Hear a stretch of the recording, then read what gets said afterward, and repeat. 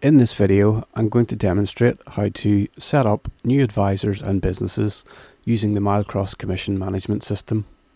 Advisors are set up on the system in the following manner. First, we create a business, and then we add all of the advisors who work for that business. It's important to note that commission payment rates are set at the level of the business. Therefore, all advisors who belong to this business will be paid at that single set of rates. If you wish to pay your advisors based on their own individual set of rates, then we would set the advisor up based on the following structure, which is that we would create one business with one advisor associated with that business. I'll now go ahead and demonstrate adding a new advisor to the system. For the purposes of this demonstration, let's assume we have a new advisor joining. His name is John Smith and his business name is Smith Finance. John Smith is the only person who works for Smith Finance. So to add John to the system, we would log into the Commission Management System, go down to Admin, Tools and Administrative Functions, and we would first select Manage Advisors. On the next screen, from the drop-down box, we would choose Add New Advisor and press Go. On the next screen, we can begin entering John's details.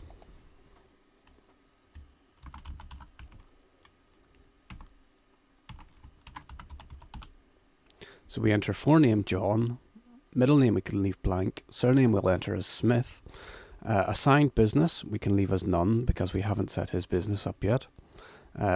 Advisor business header we will leave as Hope Financial, that will be the name of your parent business, and we can go ahead and enter John's email address. Once we have entered all John's details correctly, we can go ahead and press the Add Advisor button. The system then confirms that we have successfully registered John Smith. The next step in the process is to set up John's business and assign him to that business.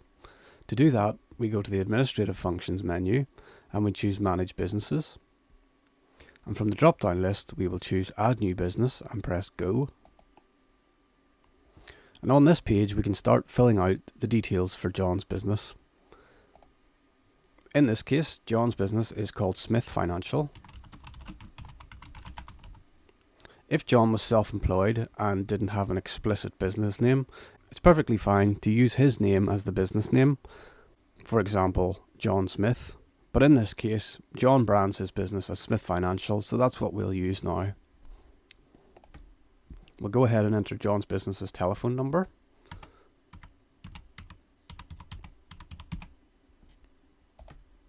And the business's primary email address.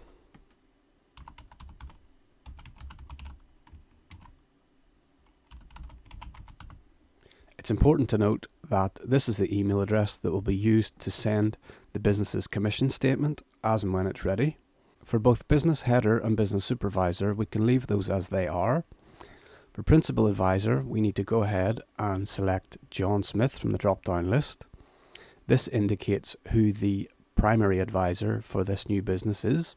So we would choose John Smith, that's the advisor account that we added in the previous step.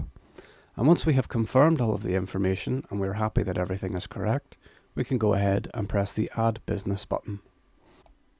And the system then confirms that we have successfully registered Smith Financial on the Commission Management System. The next step in the process is to begin setting up the rates for the business that we have just created. As part of the successful confirmation message that's displayed on the screen now, the system gives us a link to begin configuring the business rates. So I'll go ahead and click Configure Business Rates. This takes us through to the Manage Rates section. If we scroll down to the bottom, we can see that we now have a new entry for Smith Financial. At this stage, we can begin setting the payment rates for the individual product types. So for example, I could go ahead and set Smith Financial's protection payment rate to 82%. I could leave the MetLife as 80%, and for income protection, I could change that to 72%. And when I'm happy, I can go ahead and press the Update button. And we can see that the payment rates for Smith Financial have been successfully updated. If we browse to the Statements and Reports section and click Business Statements, and we click View Summary for one of our recent commission payment runs. If I scroll down and select Smith Financial, we can see the Smith Financial Commission Statement and that it contains one advisor, John Smith. If Smith Financial had other additional advisors working there, we could add those advisors to the system easily. I'll demonstrate how to do that now. We would click on the link across the top to return to the main home screen, and from the Admin Tools and Administration Functions menu, we would click Manage Advisors.